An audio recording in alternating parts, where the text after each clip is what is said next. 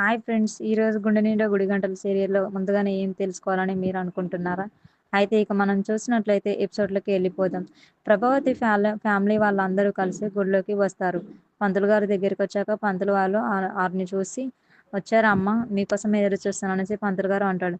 అందరం వచ్చేసాం పంతులు గారు" అననేసి అనగానే, "ఇక దీక్ష మొదలు పెడదామా అమ్మ" అననేసి పంతులు గారు ప్రభావతితో అంటాడు. "దీక్షేంటి అత్తయ్య పూజ కదా" అననేసి ప్రభావతి రోహిణి అంటూ ఉంటుంది. "కాదమ్మా ఇది దీక్ష" అని చెప్తూ ఉంటాడు పూజారి.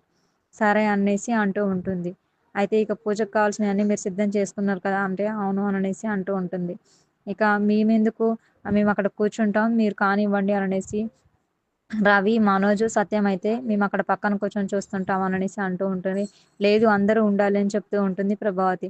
సరే మీనా రోహిణికి చీర కట్టించుకొని తీసుకొని రాపో అననంటే, ఇక రోహిణిని తీసుకొని మీనా చీర కట్టించుకొని లోపలికి వస్తుంది. ఆ తర్వాతకి స్నానం దగ్గరికి వెళ్తారు స్నానం చేపించడానికి. అయితే రోహిణి ఆ వాటర్‌ని చూసి, వామ్మో! ఇవి ఫ్రిడ్జ్‌లో వాటర్ లాగా ఉన్నాయి. చల్లగా ఉన్నాయి అత్తయ్య. నేను ఆల్రెడీ ఇంటి దగ్గర స్నానం చేసొచ్చానుగా. ఏమొద్దు అని చెప్తూ ఉంటుంది. లేదమ్మా కంపల్సరీ దీక్ష కోసం మొదలుపెట్టినప్పుడు అపశకునాల మాటలు మాట్లాడకూడదు. అన్నీ శుభం జరుగుతుంటది అనేసి తలుచుకొని దీక్ష పూర్తి చెయ్యి అని చెప్తూ ఉంటుంది. ఆ తర్వాతకి మీనాని రోహిణి ఒంటి పైన వాటర్ పోయని చెప్తూ ఉంటుంది. సరే అత్తయ్య అని చెప్పి మీనా రోహిణి పైన తలపైన వాటర్ పోస్తూ ఉంటుంది. అమ్మో! చాలా చల్లగా ఉన్నాయని చెప్తూ ఉంటుంది. తర్వాతకి ప్రభావతి రోహిణి మొఖానికి పసుపు రాసి బొట్టు పెడుతూ ఉంటుంది. మెడలో దండ వేసి ఇక స్నానం అయిపోయింది లోపలికి వెళ్దాం పదమ్మా అని తీసుకొని వెళ్తుంది. ఆలోని అందరూ అక్కడే ఉంటారు. ఆలోపు బాలు కూడా అక్కడికి వస్తాడు. నేను వచ్చేసా అని చెప్తూ ఉంటాడు. వచ్చావు కదా మాట్లాడకుండా నోరు మూసుకొని ఉండు అననేసి ప్రభావతి బాలుతో అంటూ ఉంటుంది. అయితే ఇక స్నానం చేసిన తర్వాతకి పూజారి అక్కడికొచ్చి, "ఇది చాలా నిష్ట నియమంగా చేయాలమ్మా గుర్తుపెట్టుకో" అని చెప్తూ ఉంటాడు. "హారతి వెలిగించమ్మా" అని చెప్తూ ఉంటే, "అత్తయ్య హారతి ప్లేట్ ఇవ్వరా" అని అంటుంటే, "ఇక్కడ హారతి ప్లేట్ ఉండదు" అననేసి రోహిణి చేతిలో ఉన్న తాంబాలం గుంజుకొని రోహిణి చేతిలో కర్పూరం పెట్టి, "ఇదే హారతి వెలిగించు" అని చెప్తూ ఉంటుంది. అయితే ఇలాంటి కష్టమైన పనులు ఎందుకమ్మా పార్లరమ్మకి చెయ్యి ఏమైనా ఇబ్బంది అవుతుందేమో అననేసి మనోజ్ రోహిణి అయితే బాలు అయితే అంటాడు. ఆ తర్వాతకి ఇక కర్పూరం వెలిగించడం, హారతి అయిపోవడం జరుగుతూ ఉంటుంది. తర్వాతకి పొర్లు దండలు పెట్టాలి అని చెప్తూ ఉంటాడు పంతులు గారు. పొర్లు దండాలా ఎందుకత్తయ్య అననేసి అంటూ ఉంటుంది. ఇలా ఎన్ని చేయాలి అననంటే 21 రోజు కదమ్మా దీక్ష. రోజుకొకటి చేయాలని చెప్తూ ఉంటుంది ప్రభావతి. సరే అయితే అననేసి పొర్లు దండాలు పెడుతూ ఉంటారు. అయితే ఇగ బాలు అంటాడు సత్యంతో, "నాన్న చూసావా అమ్మ ఎంత ఆశపర్రాలో" అంటే, "ఛీ! కాదు ఆశపరాలు కాదు ఆస్తిపర్రాలు. పార్లరమ్మ వాళ్ళ నాన్న జైలు నుంచి రావడం వెనుక కాకుండా తన వెనుక వచ్చే ఆస్తుల కోసం ఇదంతా చేయిస్తుంది. పాపం పార్లరమ్మ" అని అంటూ ఉంటాడు బాలు. "అవునురా నాకు మీ అమ్మ ఇప్పటినుంచే కాదు నాకు ఎప్పటినుంచో తెలుసు కదా! పెళ్ళైనప్పటి కాంచి నేను చూస్తూనే ఉన్నాను కదా!" అనేసి సత్యం అంటూ ఉంటాడు. "అన్నయ్య అవును నేను కూడా చూస్తున్నాం కదా! అమ్మకి" అననేసి అంటూ ఉంటాడు రవి. అయితే ఈలోపు ఇక మనోజ్‌కి కాల్ వస్తుంటుంది.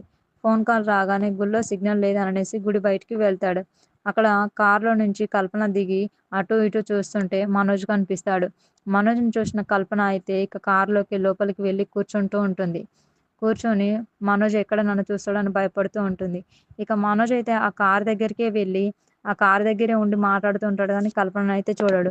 ఇక కాల్ కట్ చేసి లోపలికి వెళ్తున్న మనోజ్ అయితే ఆలోపే బాలు మనోజ్ దగ్గరికి వస్తాడు.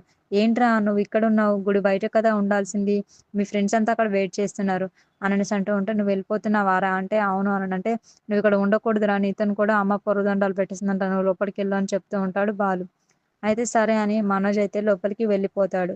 ఆ తర్వాతకి ఇక కల్పన అయితే మంచి పార్లర్‌కి వెళ్ళాలి. పార్లర్‌కి తీసుకెళ్ళు అని బాలుతో అంటూ ఉంటుంది. అయితే మేడం మీరేమనుకోనంటే నాకు తెలిసిన వాళ్ళు ఒక మంచి పార్లర్ అమ్మ ఉంది. అక్కడికి తీసుకెళ్తాను. మీకు ఫేషియల్ అయన్నీ మంచిగా చేస్తారు. తీసుకెళ్ళమంటారా మేడం అని కల్పనతో అంటూ ఉంటాడు బాలు. ఆ! సరే తీసుకెళ్ళు అని చెప్తూ ఉంటుంది కల్పన. అయితే ఇక బాలు రోహిణి వాళ్ళ పార్లర్‌కి తీసుకొచ్చి ఇదే మేడం అని చూపిస్తూ ఉంటాడు.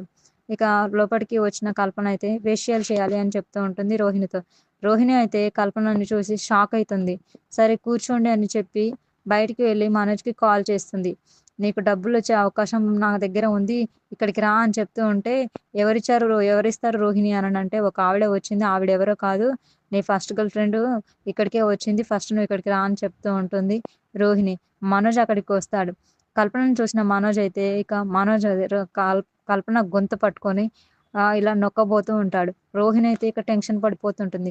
చూసారుగా ఫ్రెండ్స్, ఈరోజు జరగబోయే ఎపిసోడ్ ముందుగానే మీకోసం.